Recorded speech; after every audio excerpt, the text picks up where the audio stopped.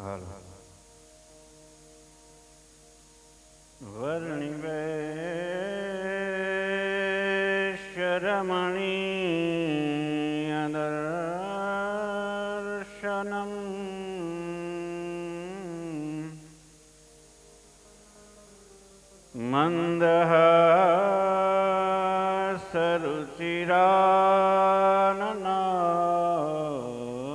મંદહાસરુચિરાનનાંબુજમ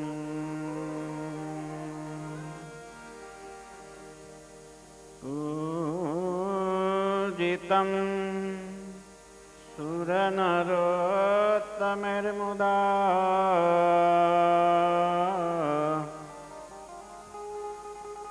ધર્મનંદનમહં વિચિંતયે.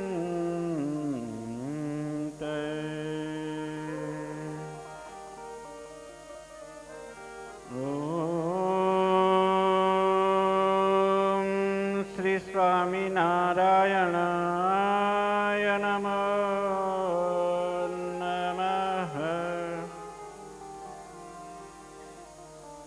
શ્રી હરિ કૃષ્ણાય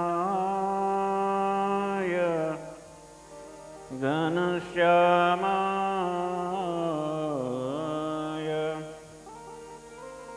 નીલકંઠાય શ્રી સહજાનંદ સ્વામિને નમો નમઃ. બોલો શ્રી સ્વામિનારાયણ ભગવાનની જય હો. ઈષ્ટદેવ ભગવાન શ્રી સ્વામિનારાયણ શ્રી શિક્ષાપત્રી દ્વિશતાબ્દી એવं સદગુરુ વંદના મહોત્સવ અંતર્ગત શ્રીમદ સત્સંગી જીવન સપ્તાહ પારાયણના વક્તા પરમ પૂજ્ય સ્વામી શાસ્ત્રી સ્વામી શ્રી હરિપ્રસાદ દાસજી સ્વામી આ સમગ્ર મહોત્સવના પ્રેરણાદાતા શિક્ષાપત્રી મંદિરના નિર્માતા આજીવન શિક્ષાપત્રીનો પ્રચાર પ્રસાર કરવામાં જેમણે કાર્ય કર્યું છે એવા પરમ પૂજ્ય સદગુરુ શાસ્ત્રી સ્વામી શ્રી ભક્તિપ્રિયદાસજી સ્વામીજી, વિદ્વદ્વર્ય અમારા ગુરુજી શાસ્ત્રી સ્વામી જ્ઞાન પ્રકાશદાસજી સ્વામીજી, ધામોધામથી પધારેલા મૂર્ધન્ય સંતો, સંહિતા પાઠના વક્તા સંતો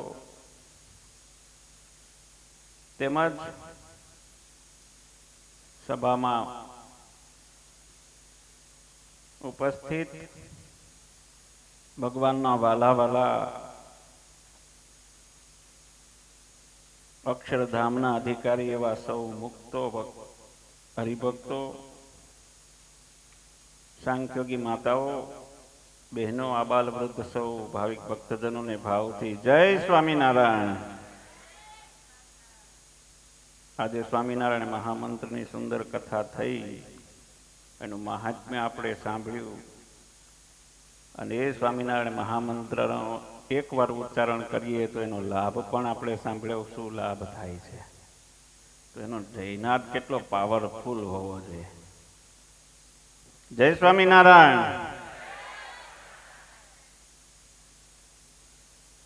અદ્ભુત દિવ્ય અલૌકિક ઉત્સવ ચાલી રહ્યો છે. સ્વામિનારાયણ સંપ્રદાયની અંદર વિશ્વનું સૌ પ્રસિદ્ધ શિક્ષાપત્રી મંદિરના પ્રાંગણમાં આપણે સૌ બેઠા છીએ. ત્યારે વ્યાખ્યાનમાળા અંતર્ગત શિક્ષાપત્રીના શ્લોકો ઉપર ઘણા બધા સંતોએ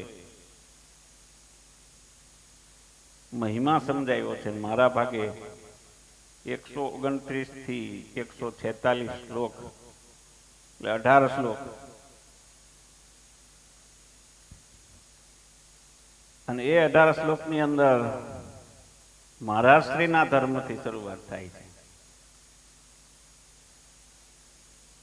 એમાં અધવચ્ચેથી શરૂઆત થાય છે. યથા અધિકારમ સંસ્થાપ્યા સ્વે સ્વે ધર્મે નિજાશ્રિતાઃ માન્યા સંતશ્ચ કર્તવ્ય સત્શાસ્ત્રાભ્યાસ આદરાત.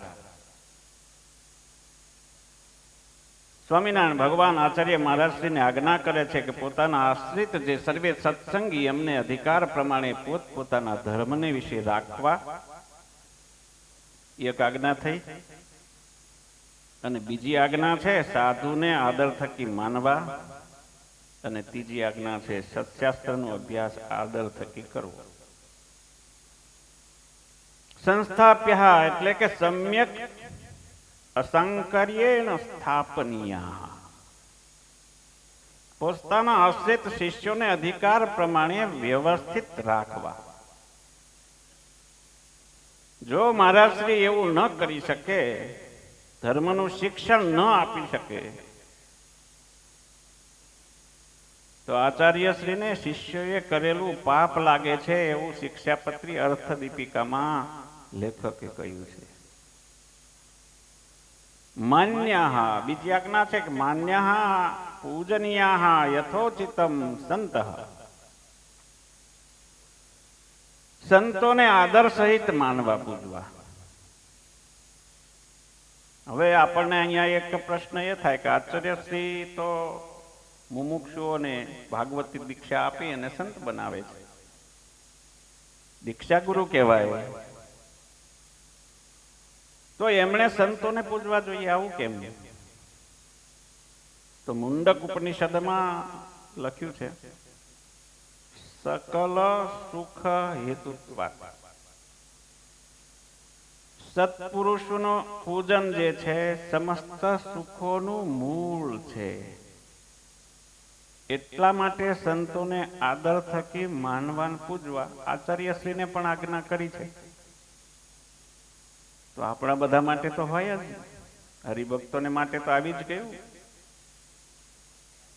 અને જો એમ ન કરે તો સંતોને માને નહીં, પૂજે નહીં આચાર્યશ્રી પણ, તો શું થાય? અન્યથાસ્તુ ભગવદ અર્ચનમ અપી ન પૂર્ણ ફલદમ. જો સંતોને માને પૂજે નહીં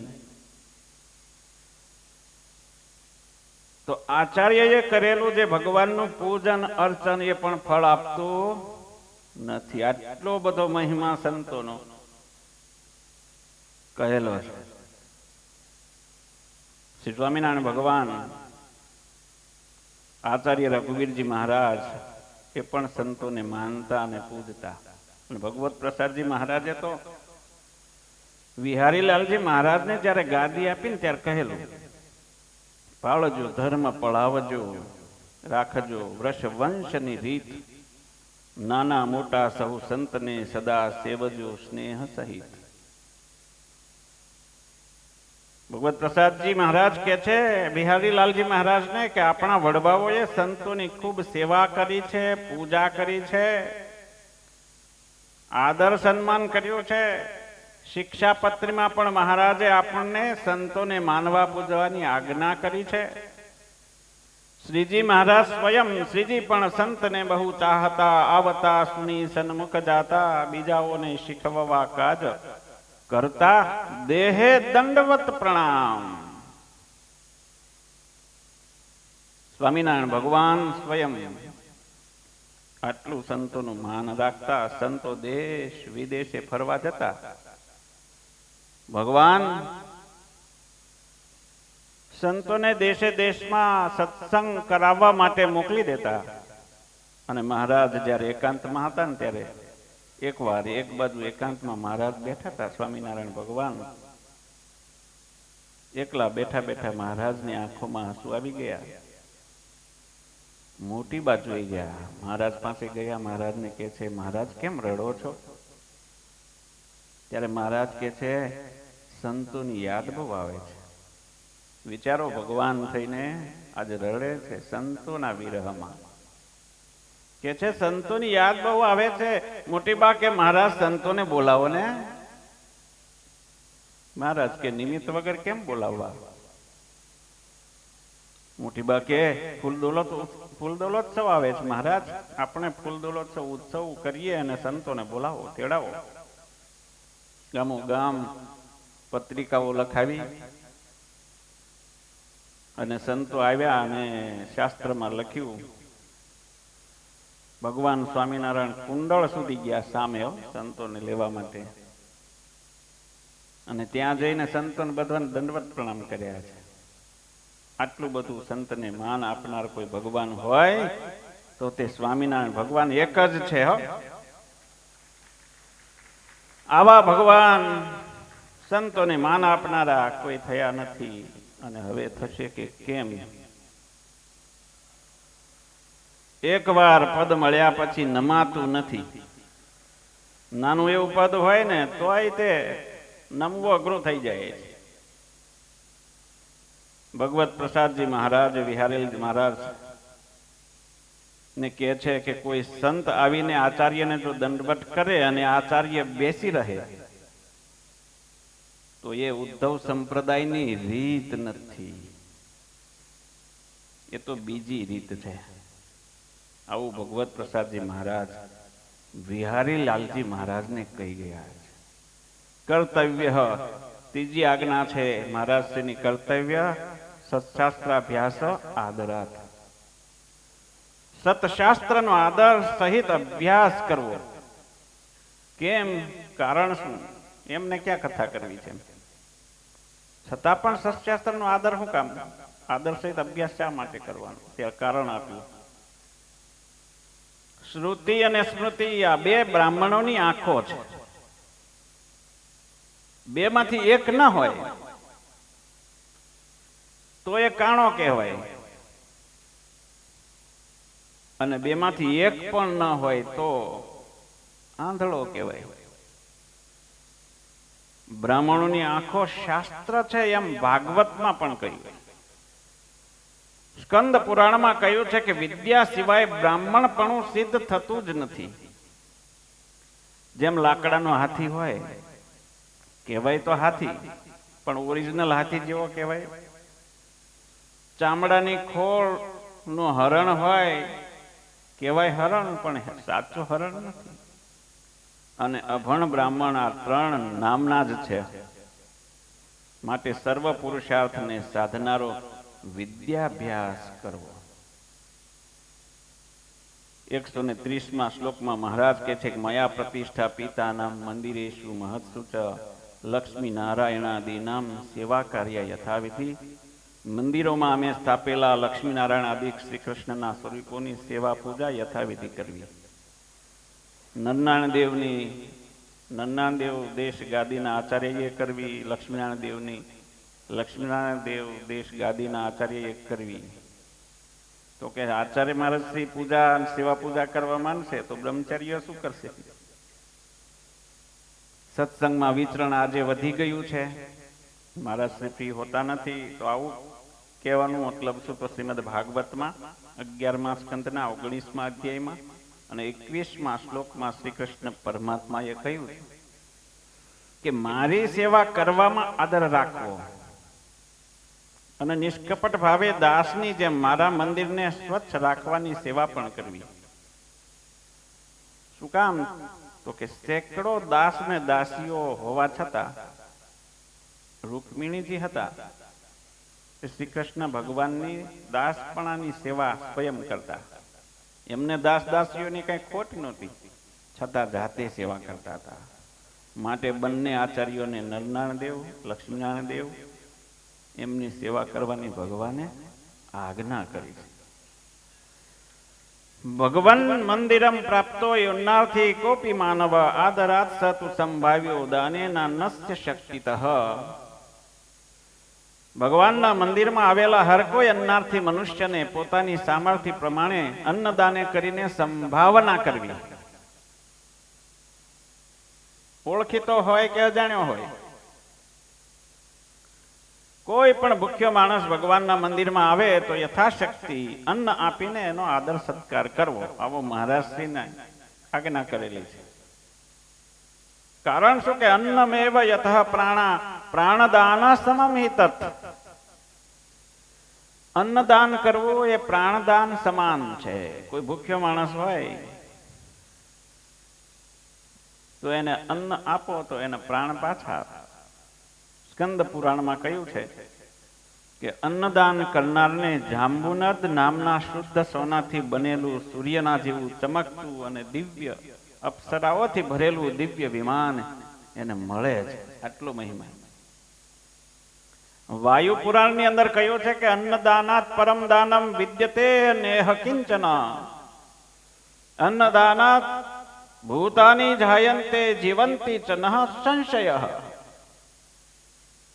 અનાજના દાનથી મોટું બીજું કોઈ દાન નથી. અનાજથી જ ભૂત પ્રાણીઓની ઉત્પત્તિ છે અને અનાજથી જ સર્વે જીવે છે, એમાં કોઈ સંશય નથી. તસ્માદ અન્ન સમમ દાનમ ન ભૂતમ ન ભવિષ્યતિ. એટલા માટે અન્નદાનને બરાબર બીજું કાંઈ દાન નહીં છે નહીં અને થશે પણ નહીં. 132 શ્લોકની અંદર ભગવાન કે સંસ્થાપ્ય વિપ્ર વિદ્વાંસમ પાઠશાલામ વિદાપ્ય ચ પ્રવર્તનીયા સદ્વિદ્યા ભુવિ યત સુકૃતમ મહત. વિદ્યાર્થીઓને ભણાવ્યાની શાળા કરાવી પછી તેમાં એક સારા વિદ્વાન બ્રાહ્મણને રાખી પૃથ્વીને વિશે સદવિદ્યાની પ્રવૃત્તિ કરાવી. કારણ કે વિદ્યાદાન કરીને મોટું પુણ્ય થાય છે. સદવિદ્યાના પ્રવર્તનથી અંધ મનુષ્યને આંખનું દાન આપવા જેટલું પુણ્ય થાય છે. જે મનુષ્ય વિદ્યાર્થીઓને ભોજન, તેલ, કપડા, અન્નદાન વગેરે કરે છે તેના બધા જ મનોરથો સફળ થાય છે. અગ્નિ પુરાણની અંદર લખ્યું છે કે જે મનુષ્ય દીવો, કપડા અને ભોજન આપીને ભણનારા વિદ્યાર્થીઓને આજીવિકા આપે છે તેને યજ્ઞનું ફળ મળે છે. આટલું બધું વિદ્યાદાનનું ફળ છે. અને અહીંયા આ ઉત્સવ દરમિયાન સ્કૂલ બેગ, ચોપડાઓ આદિનું વિતરણ થાય છે. એ આ મહારાજની આજ્ઞાનું પાલન થઈ રહ્યું છે. શાસ્ત્રી સ્વામી હરિપ્રકાશદાસજી સ્વામી ગાંધીનગર ગુરુકુળની સ્થાપના કરી અને ગાંધીધામ પણ કચ્છની અંદર સરકારમાં અરજી કરીને એક ટુકડો લીધો ગુરુકુળ કરવા માટે. ત્યારે ભુજના સંતોએ બધા ભેગા થઈને કહ્યું કે શાસ્ત્રીજી તમે અહીંયા ભુજમાં ના કરો. ત્યારે શાસ્ત્રી સ્વામી હરિપ્રકાશદાસજી સ્વામીએ સંતોને કહ્યું કે જો તમે લોકો કરતા હોય ગુરુકુળ તો હું નહીં કરું, બાકી હું કરીશ. અને ત્યાર પછી ભુજ મંદિરના સંતો બધા ભેગા થઈને આજે તો ઘણા બધા ગુરુકુળો કચ્છની અંદર છે. મહારાજ શ્રી તેજેન્દ્ર પ્રસાદજી મહારાજને પણ પ્રેરણા આપેલી શાસ્ત્રી સ્વામી હરિપ્રકાશદાસજી સ્વામી. અને અમદાવાદ દેશની અંદર ઘણા બધા મંદિરો મહારાજશ્રીએ કર્યા છે. અને આ મહારાજશ્રીને જે આજ્ઞા કરી છે ઘણા બધા સંતોએ પણ આ બીડું ઝડપી લીધું. ને અત્યારે તો 200 થી વધારે ગુરુકુળો, સ્વામિનારાયણ ગુરુકુળો દુનિયાની અંદર, દેશ અને દુનિયાની અંદર છે. અને હજારો ને લાખો વિદ્યાર્થીઓ એની અંદર અભ્યાસ કરે છે અને સ્વામિનારાયણનું ભજન કરતા થયા છે. 133 શ્લોકની અંદર કે છે અથૈતયોસ્તુ ભાર્યાભ્યામાગ્નયા પત્યુરાત્મનઃ કૃષ્ણો મંત્રોપદેશશ્ચ કર્તવ્ય સ્ત્રીભ્ય વહી. આ શ્લોકની અંદર મહારાજશ્રીના ધર્મ પૂરા થયા ને હવે 2 શ્લોકની અંદર મહારાજશ્રીના પત્નીઓ એના વિશેષ ધર્મને કયા છે. શાસ્ત્રના મત પ્રમાણે પતિ અને પત્ની એ બંને એક અંગ કહેવાય છે. અને એટલા માટે આચાર્ય પત્નીઓ શરણે આવેલી સ્ત્રીઓને શ્રી કૃષ્ણ ભગવાનના અષ્ટાક્ષર મંત્રનો ઉપદેશ આપી શકે છે. શ્રીમદ ભાગવતમાં કહ્યું છે. હવે અહીંયા એક પ્રશ્ન એ થાય કે મહારાજ શ્રી કેમ ના આપી શકે? આચાર્ય પત્નીઓને કેમ આજ્ઞા આપી? બહેનોને દીક્ષા આપવાની. તો અહીંયા શ્રીમદ ભાગવતમાં કહ્યું છે કે સ્ત્રી જે છે ને અગ્નિના કુંડ સમાન છે અને પુરુષ ઘીના ઘડા જેવો છે. જો અનુચિત સ્ત્રી પુરુષોનો પ્રસંગ જે છે ને એ બધે જ ત્રાસજનક બનતો હોય છે. પછી ગ્રહસ્થ હોય કે કોઈ પણ આશ્રમમાં હોય, ગ્રહસ્થાશ્રમમાં હોય કે ગમે તે આશ્રમમાં હોય, સ્ત્રીનો પ્રસંગ, અનુચિત સ્ત્રીનો પ્રસંગ ત્રાસદાયક છે. એટલા માટે આચાર્ય સતત અન્ય સ્ત્રીના પ્રસંગમાં જો આવતા રહે અને આચાર્ય પત્નીઓ જે છે એ સતત અન્ય પુરુષના પ્રસંગમાં આવતા રહે તો બંને નિશ્ચિત ચરિત્ર ભ્રષ્ટ થવાની શક્યતાઓ છે. એટલા માટે મહારાજે પોતાના બંને આચાર્યોને, આચાર્ય પત્નીઓને માટે આજ્ઞા કરી કે પોતાના પતિની આજ્ઞા લઈને આચાર્ય પત્નીઓએ સધવા કે વિધવા એવી જે બધી સ્ત્રીઓ એને મંત્રનો ઉપદેશ કરવો અને આચાર્ય સ્વયં, પહેલા આચાર્ય પોતાની પત્નીને જે મંત્ર ઉપદેશ કરવો અને એ જ મંત્રનો ઉપદેશ પોતાની પત્ની દ્વારા સ્ત્રી સમાજને કરાવે તો કોઈ પણ જાતની ક્ષતિ રહે નહીં. આજે મહારાજે સ્પષ્ટતા કરી છે ને એના કારણે સ્વામિનારાયણ સંપ્રદાયને શુદ્ધ સંપ્રદાય તરીકે લોકો ઓળખે છે. 134ના શ્લોકની અંદર શ્વાસન સંબંધહીના નરાસ્તાભ્યામ તો કરી ચેત ન સ્પષ્ટવ્યા ન ભાષ્યાશ્ચ તેભ્યો દર્શ્ય મુખમ ન ચ. અહીંયા એક મહારાજ સ્વામિનારાયણ ભગવાન આચાર્ય પત્નીઓએ પોતાના સમીપ સંબંધ વિનાના, અર્થાત સમીપ સંબંધ વિનાના એટલે શું? પોતાના દૂરના સંબંધી કે બિલકુલ સંબંધ વિનાના આવા જે અન્ય પુરુષોને જાણી જોઈને અડવું નહીં, એની સાથે બોલવું નહીં, એમને પોતાનું મુખ દેખાડવું નહીં. એની પાછળનું કારણ શું? જો એમ ન કરવામાં આવે તો હજારો અને લાખો પુરુષો, ભક્ત પુરુષો હોય છે, અનેક હરિભક્તો છે, એ બધા માતુશ્રીના દર્શન કરવા ઉમટી પડે, પગે લાગવા દોડે અને એવા પુરુષોનો પ્રસંગ રોકવો કઠિન થઈ જાય અને તે પ્રસંગ ચાલુ રહે તો સ્વધર્મમાં સ્થિતિ ન રહે. ધર્મ તૂટી જાય, સ્વધર્મથી પડી જવાનો ભય રહે. એટલા માટે આજ્ઞા કરેલી છે. ગ્રહાખ્યાશ્રમીનો યેશુ પુરુષા મદુપાશ્રિતા શ્વાસન્ન સંબંધહીના ન સ્પૃશ્યા વિધવાશ્ચતૈ. મહારાજશ્રીના ધર્મ પૂરા, આચાર્ય પત્ની એમનાય ધર્મ પૂરા, માતુશ્રીના ધર્મ પૂરા થયા. હવે ગ્રહસ્થો તમારા બધાને આવે. આ બધી કથાઓ સાંભળીને આપણે તપાસ પોતાની કરવાની કે આપણે કઈ જગ્યાએ છીએ. મહારાજે જે આપણને આજ્ઞા કરેલી છે એ આજ્ઞાઓમાંથી આપણે કેટલી પાળીએ છીએ. સ્વામિનારાયણ ભગવાને વચનામૃતમાં કહ્યું છે કે ભગવાનના ભક્તને કોઈ પણ પ્રકારનું દુઃખ આવે છે ને તો એ કાળ, કર્મ અને માયાના આધારે નથી આવતું. ભગવાનની જેટલી આજ્ઞા લોપે છે ને એના કારણે દુઃખ આવે છે અને જેટલી ભગવાનની આજ્ઞા પાળે છે ને એટલું સુખ આવે છે. અહીંયા એમ કે છે મહારાજ કે ગ્રહાસ્થાશ્રમી જે અમારા સત્સંગીઓ છે, આશ્રિત છે પુરુષો, એમણે પોતાના સમીપ સંબંધ વિનાની વિધવા સ્ત્રીઓનો સ્પર્શ કરવો નહીં. આપણા સંપ્રદાયમાં, સ્વામિનારાયણ સંપ્રદાયમાં કેટલાક ભક્તો એવા થઈ ગયા છે કે જેમણે આ ભગવાનની આજ્ઞાને પાળવામાં ખૂબ સાવધાની રાખી છે. ગામ કંડોરણામાં કેશવજી વિપ્ર હતા, વિદ્વાન હતા, પવિત્ર હતા, બ્રાહ્મણ હતા, ધર્મ પાળવામાં નિષ્ઠાવાળા હતા, કથાકાર હતા. એકવાર ગામ ધોરાજીમાં કથા કરવા ગયા ત્યારે એક વિધવા બેન ચાંદલો કરવા માટે આવ્યા. ઉદીવે કહ્યું, બેનબા તમે છે ને આ પોથીને ચાંદલો કરી દો, મને અડશો નહીં. ત્યારે પેલા બેન કહે, ભારે ધર્મ વાળો બટડો થઈ ગયો અને બહેનોને ઉદ્દેશીને કહે છે કે અરે ઓ બહેનો, આપણને જે ચાંદલો કરવા ન દે એવો ભટડો આપણે ન જોઈએ. ત્યારે કેશવજી મહારાજ હતા ને, એ કહે છે કે મારે એવી કથા ન જોઈએ કે જે મને ધર્મ ભ્રષ્ટ કરે, મારે નથી કથા કરવી. એમ કરીને ઉભા થઈ પોથી લઈને ચાલતા થઈ ગયા. તો જો આપણે ધર્મ પાળવામાં સાવધાની ન રાખીએ તો મનને તો પાળવું જ નથી હોતું, મોકળાશ મળી જાય.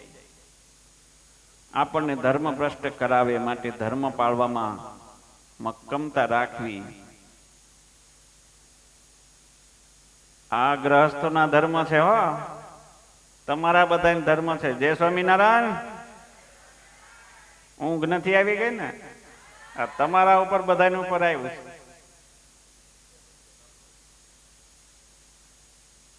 ગામ બગસરામાં જયશંકર ભટ્ટ હતા. દરબારગઢમાં કથા વાંચવા બેઠા તો દરબારના જ માતુશ્રી હતા, માતાશ્રી વિધવા હતા. એ પોતે જ ચાંદલો કરવા માટે આવ્યા. તેમને જયશંકરભાઈ કહે કે બા, તમે પોથીને ચાંદલો કરો, મને રહેવા દો, મને અડશો નહીં. બા કહે કેમ? ત્યારે જયશંકરભાઈ કહે કે બા, હું વિધવા બેનને અડતો નથી, મારે નિયમ છે. બા કહે વાહ, ભારે નિયમનો દીકરો, નથી અડતો એમ? જા કે ઉભો થા, હાલતો થા, હાલતો વયો જા પોથી લઈને, અમારે તારું કામ જ નથી, એમ કે કાઢી મૂક્યો. અને જયશંકરભાઈ પણ એવા ધર્મનિષ્ઠા વાળા, એ તો પોથી લઈને હાલતા થયા. આ ચાલ્યા કે આપણે ભગવાનની આજ્ઞાનો લોપ થાય એ મને ન પોહાય. દક્ષિણા ગઈ તમારી પાસે, એમ કહીને ચાલતા થઈ ગયા. બીજે દિવસે બાના પુત્ર જે દરબાર હતા તે આવ્યા. એમણે કહ્યું કે બા, કથા કેમ તમે બંધ કરાવી? બા કે છે કે પેલો બ્રાહ્મણ મને ચાંદલો કરવાની ના પડે અને કે છે કે હું વિધવા બેનને અડતો નથી. આવા બ્રાહ્મણને શું કરવા છે કે બીજા ગોતો આપણે. દરબાર કહે કે અરે બા, શાસ્ત્રમાં વિધવાને અડવાની ગ્રહસ્થોને ના પાડી છે. એ ભૂદેવ એના ધર્મનું પાલન કરે છે. તમારે પોથીને ચાંદલો કરી લેવાય ને. જોયું ને તમે, એ પોથી લઈને નીકળી ગયા ને. જો એ કથા કરવી હોત, કથા કરી હોત તો આપણે એને કેટલી દક્ષિણા આપે. દક્ષિણાની લાલચ રાખી એને, દક્ષિણા જવા દીધી પણ નિયમ ના તોડ્યો. દક્ષિણાના લોભમાં લેવાયા નહીં ભૂદેવ. આવા પવિત્ર બ્રાહ્મણ ક્યાંથી લાવવા? ત્યારે માતુશ્રી કહે છે કે હા હો, એ બ્રાહ્મણ લોભમાં લેવાયા નહીં. મને આવી શાસ્ત્રની વાતની ખબર નહીં. જાઓ જાઓ કે બોલાવી લાવો, પાછા લઈ આવો, આપણે એની માફી માંગીએ અને એની પાસે જ કથા સાંભળીએ. જયશંકરભાઈને પાછા બોલાવવા ગયા, બોલાવીને લઈ આવ્યા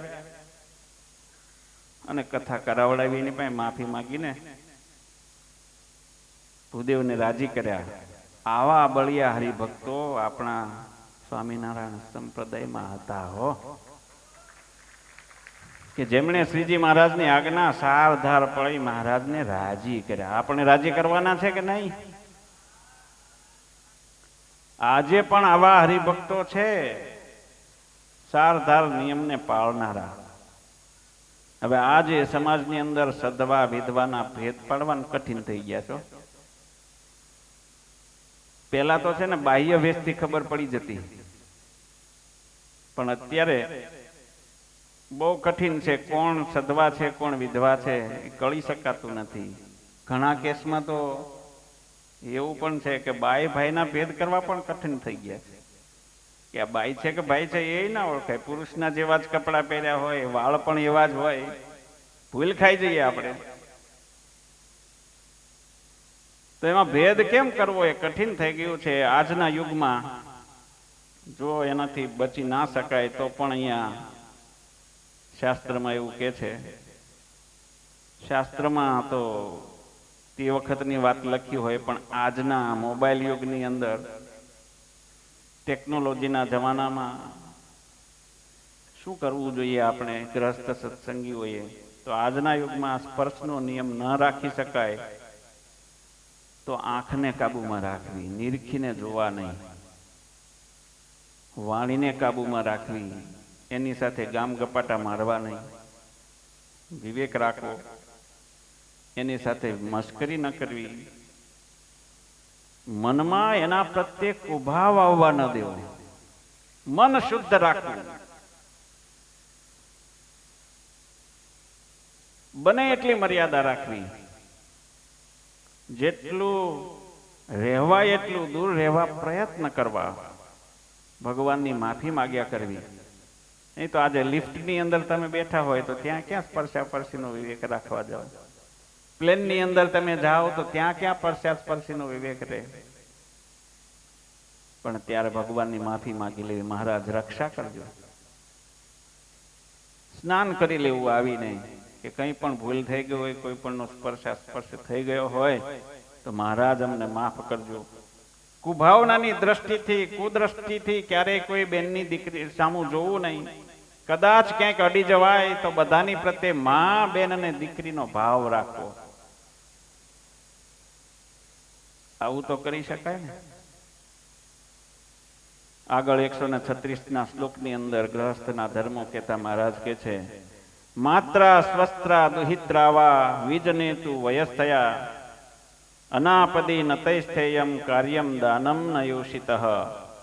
આ શ્લોકમાં યુવાન અવસ્થા વાળી પોતાની સગી માં, સગી દીકરી અને સગી બેનની સાથે પણ ગ્રહસ્થ સત્સંગીઓએ એકાંતમાં ન રહેવું, આપતકાળ પડ્યા સિવાય, એવી આજ્ઞા કરેલી છે. હવે આજના જમાનામાં મોબાઈલ યુગ હોવાથી નાના બાળકો જે છે એ નાની વયે યુવાન થઈ ગયા છે. તો યુવાની અવસ્થા કેટલા વર્ષથી ગણવી? 12 વર્ષથી લઈને 50 વર્ષની સુધીની યુવા અવસ્થા અત્યારે ગણવી પડે. કારણ કે અત્યારના મીડિયાના પ્લેટફોર્મને કારણે આજના યુગની પેઢી 12 વર્ષે ઘણું બધું મીડિયામાંથી શીખી લે છે. આપણને ન આવડતું હોય ને એટલી એને ખબર હોય.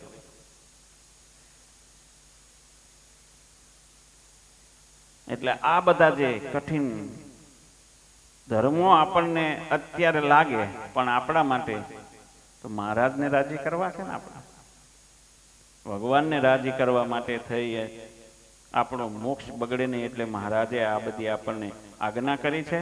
એક પ્રસંગ આપણે છેલ્લો એનો કહી દઈએ કે જો આપણે આજ્ઞાનું પાલન ન કરીએ તો શું થાય?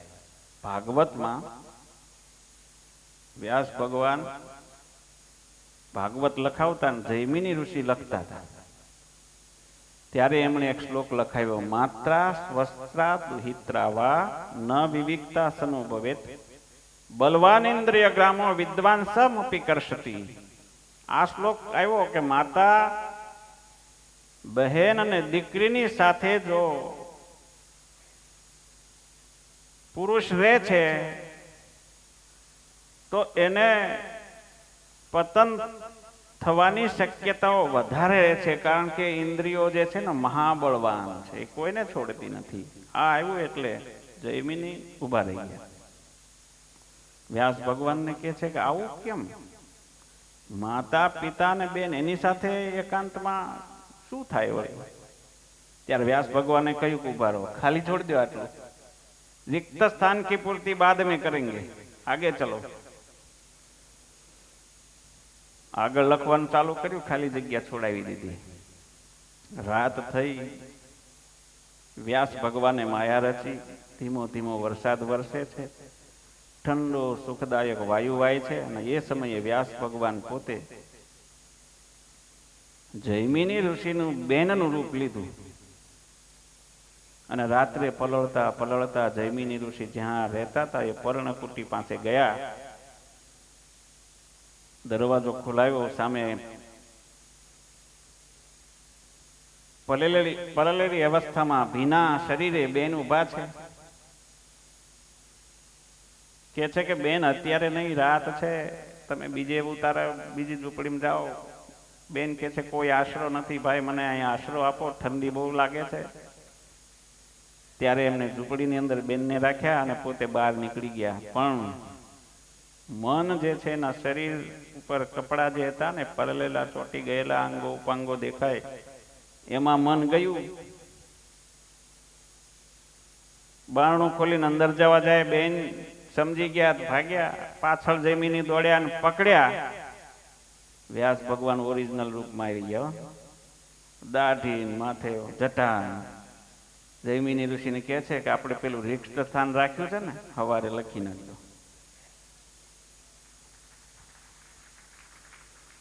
ભગવાન સ્વામિનારાયણે એટલા માટે આજ્ઞા કરેલી છે કે મા, બેન અને દીકરી એની સાથે પણ એકાંત સ્થાનની અંદર જો રહેશો તો કલંક લાગશે. એવી બધી ઘટનાઓ આજે તો હરરોજ છાપાઓમાં, મીડિયામાં, યુટ્યુબમાં, ઇન્સ્ટાગ્રામમાં, ફેસબુકની અંદર અનેક ઘટનાઓ આવી આવે જ છે. એટલા માટે ભગવાન સ્વામિનારાયણે આપણને આજ્ઞા કરી છે. બહુ મોટો કંકાસ થાય છે જો આની આજ્ઞાનું પાલન ના કરીએ ને તો. આજના જમાનામાં આજ્ઞાનો લોપ થતા કુટુંબમાં બહુ મોટો કંકાસ થાય છે, ડખો થાય છે, લોકો આપઘાત પણ કરે છે, હત્યાઓ થઈ જાય છે, બળાત્કાર પણ થાય છે. એક NCRB નેશનલ ક્રાઇમ બ્યુરો ના રિપોર્ટ પ્રમાણે ગુજરાતમાં 2022ની સાલની અંદર મહિલાઓ ઉપર 610 બળાત્કારના કેસ થયા હતા. એમાં એક ચોંકાવનારું સત્ય બહાર આવ્યું હતું કે 610 માંથી 595 કેસમાં નજીકના જ સંબંધીઓએ બળાત્કાર કરેલો હતો. ફક્ત 15 કેસ જ એવા હતા કે જે બહારના અને અજાણ્યા લોકોએ આ કૃત્ય કર્યું હોય, અને 49 કેસ એવા હતા કુટુંબના સભ્ય દ્વારા જ દુષ્કૃત્ય આચરવામાં આવેલું હતું. માતા, બહેન અને દીકરીને અજાણી વ્યક્તિ કરતા નજીકના વ્યક્તિ દ્વારા કુકર્મનો ભોગ બનવાનું જોખમ 40 ગણું વધારે છે. સસરો હોય, જેઠ હોય, દેર, ભાઈ, સ્વયં બાપો, કાકો, માસો, મામો, કાકા, મામા, માસાના છોકરાઓ હોય, એનાથી જ વધારે બહેનોને ભય રહે છે. અને એના તો ઘણા બધા કેસ પણ થયેલા છે. એની સંપૂર્ણ કેસ સ્ટડી હું લઈ આવ્યો છું, પણ આપણી પાસે અત્યારે સમયનો અભાવ છે એટલે એ વિષય આપણે લઈ શકતા નથી. ઘણા બધા કેસ એવા બધા થયેલા છે, કોર્ટના કેસો પણ છે. માટે આપણે સાવધાની રાખવાની છે કે આવું આપણા જીવનમાં ન બને. કોર્ટના કેસ તો બાજુની વાત છે, પણ સ્વામિનારાયણ ભગવાન આપણા છે નારાજ ન થાય એટલા માટે આપણે ભજન ભક્તિ કરીએ છીએ તો ભગવાનની આજ્ઞા જેટલી પાળીશું એટલા મહારાજ આપણા સૌના ઉપર રાજી થશે. આ શિક્ષાપત્રી મહોત્સવની અંદર જે યજમાનોએ પોતાની ધન સંપત્તિ અર્પિત કરીને લાભ લીધો છે એ તમામ યજમાનો પર ભગવાન સ્વામિનારાયણ કૃપા દ્રષ્ટિ વરસાવે. સદગુરુ વંદના મહોત્સવ છે, તમામ ગુરુજનોનું સ્વાસ્થ્ય ખૂબ સારું રહે અને અક્ષરધામમાં બિરાજમાન ગુરુજનો અમને સૌને રૂડા આશીર્વાદ આપે એવી એમના ચરણોમાં પ્રાર્થના કરી મારી વાણીને વિરામ. જય સ્વામિનારાયણ.